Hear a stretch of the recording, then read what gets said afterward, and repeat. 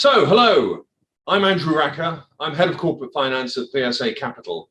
Today, I'm talking with Keith Jackson, who is the Executive Chairman of Cook's Coffee.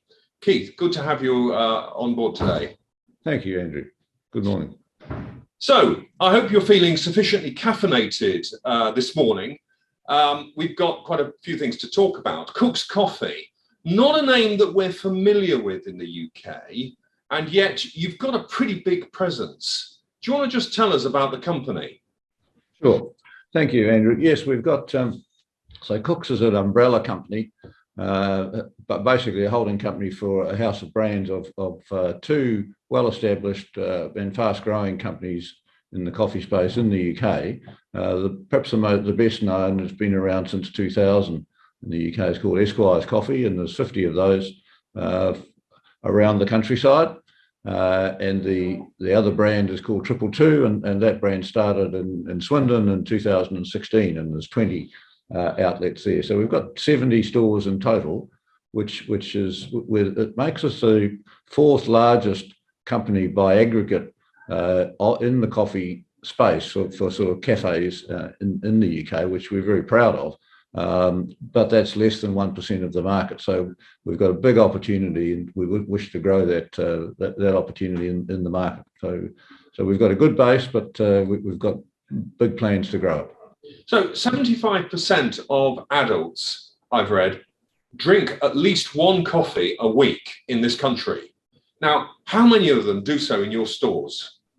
We have, across the stores, we would have approximately 50,000 transactions, and we believe that roughly every transaction has an average of two customers. So in the Esquire stores, about 100,000 customers a week, and in the 222 stores, around about 15,000 customers a week. So in total, we're looking at, in the UK, a number of 65,000, so 130,000 customers, and most of those would have at least one. Coffee is the predominant product that's used. And so if you said that we're doing about 130,000 cups of coffee a week, would be the sort of a rough rule of thumb. So Britain is no longer a nation of tea drinkers. We're very much into coffee. Now, we know about the big behemoths, Starbucks, Costa, pretty soulless corporate entities. I don't like drinking in them. I don't really know many people who do, and yet still they do.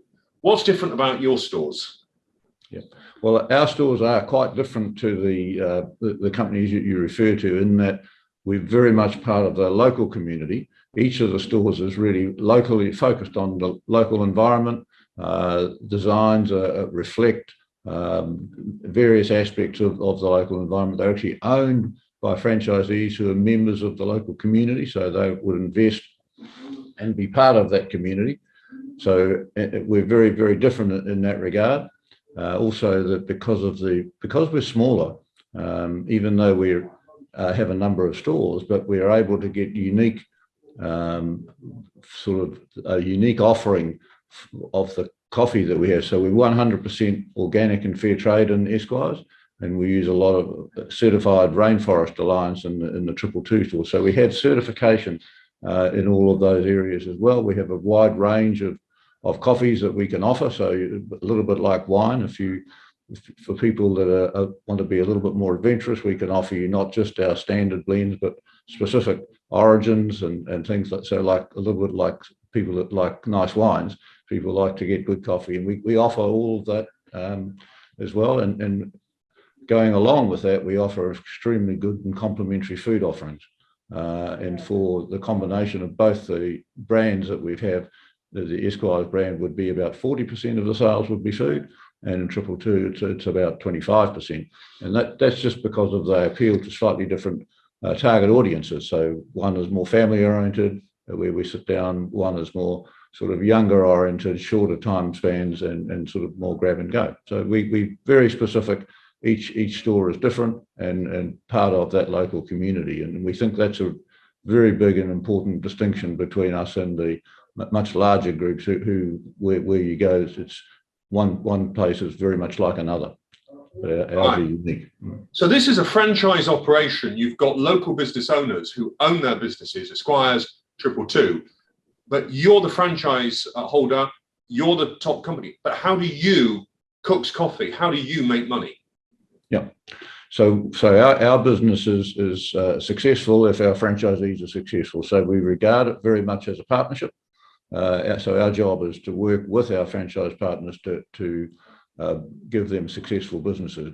And the way that we actually then the company makes money is that we get a royalty share of net sales, so sales net of any taxes. And then we also get what we call supplier incentives, which are basically rebates based on the aggregated purchasing power that we are able to bring. So we can offer to the people in our franchise networks superior purchasing power compared to how they would be able to do it themselves.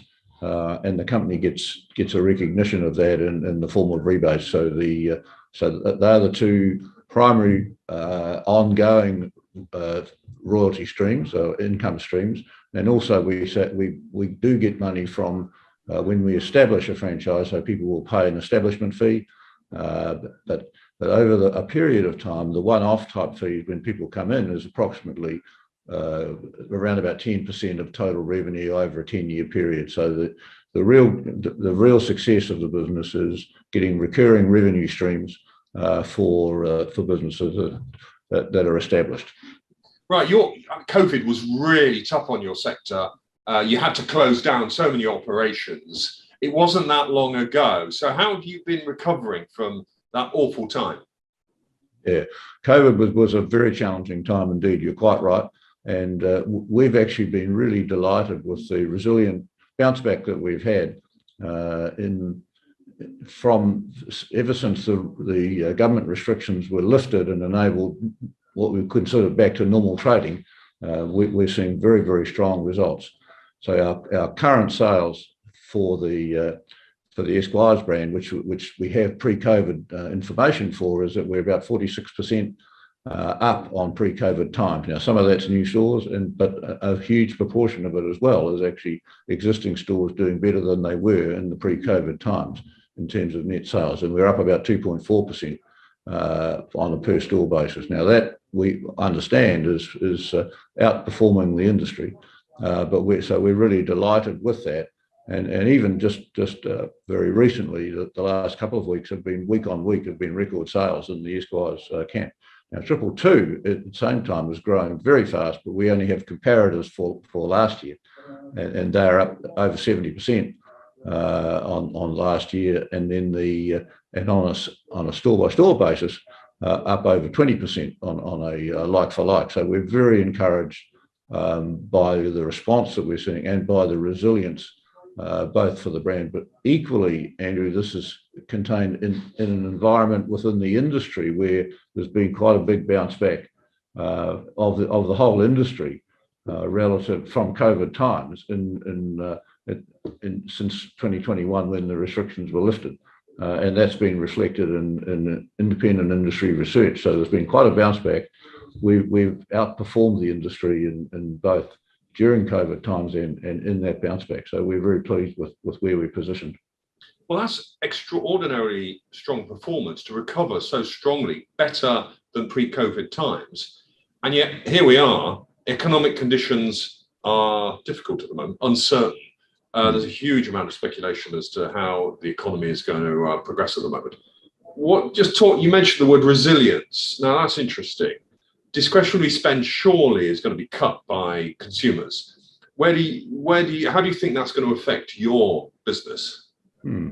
So I think that there's been a couple of aspects that have been important for us in this bounce back, and some of them are the location of our outlets, which tend to be in sort of neighbourhood and outside CBD type areas. So they might be in suburban high streets or in neighbourhoods, so that we've, in that case, with the working from home and other changes in society, that we're in a good position to capture the benefits of that.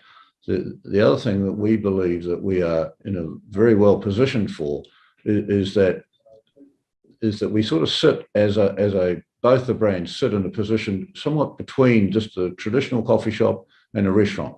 So we offer good food and we also offer really nice coffee, but we offer the food in a very affordable way. So it's almost like an inexpensive treat, and we're seeing that we believe that that's a very strong position to defend. So that as people look to managing their expenditure, they also do like to have the odd treat. They're certainly social people. We've had a lot of feedback that one of the first things that people wanted to do once the COVID restrictions were lifted was to get back into cafes, meet up with family and friends, and to do it in a way which was affordable. And we believe that we offer all of those things, and so we think we're very well positioned to do pretty well, even through what are going to be obviously challenging times. But we will also need to make sure that we innovate. We provide products and particularly food products in this case, whereby that they do reflect the environment, but we give that choice so people can still come and enjoy a good cup of coffee, time with family and friends in a nice environment. Now, that's interesting. We talked about the resilience of the business and that you seem to be well positioned to do well in difficult times. VSA Capital has published a research note. We've initiated research on Cook's Coffee. It is an existing listed company in New Zealand. It's going to be listed on AQUIS. Now, the research note forecasts quite strong growth. So not only are we talking resilience, we're talking about strong performance for the future. How are you going to grow? So we believe that there's significant opportunities to enhance the network that we have in the UK and Ireland, and we're very much focused on growing the UK and Irish businesses, and there's a big opportunity to do that. So there are a number of the pipeline that we have at the moment in both brands is very, very strong, and we believe that our plans are to go from the current number of total outlets in the network from 111 today to over 200 within the 3-year period. That'll be by adding basically new stores in environments where, particularly local environments where there's the opportunity to offer sort of outlets where there aren't very much competition. We're not trying to put a whole lot of outlets in the middle of London where there's already a very dense population. We're looking at areas where you can legitimately build a really nice business in the local community. So we see a big opportunity to grow that business. We see the franchise network, a franchise model, as being a very good way to do that from a company point of view. It's capital light for the organisation. Franchisees invest their own money. They're putting that into the community, and it's our role then is to build that with them. Now, the pipeline that we're working on at the moment, it's the strongest pipeline that we've seen for many years, and so we're very confident in the numbers. The numbers that are contained in the research report, we would believe are fair and reasonable, and we're working very hard to.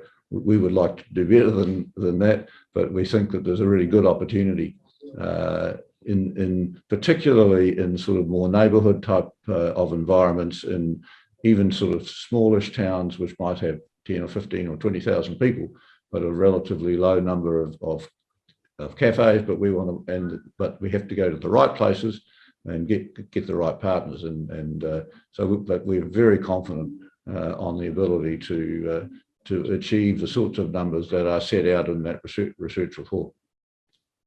Keith, it's really a pleasure to talk to a company that is projecting such strong growth with a product that everyone watching this podcast can relate to. You can touch it, feel it, you can drink it. So that's Cook's Coffee, owners of the Esquire's Organic Coffee Company brand and 222. Cook's Coffee listing on the AQUIS growth market. So Cook's owns brands that serve local communities to very high ethical standards, currently listed on the New Zealand Stock Exchange, but with most of its operations in the UK. The listing in AQUIS will enable growth through bringing on board UK shareholders. There is a detailed VSA Capital research note available. The company's website, the details of it are appearing on screen now.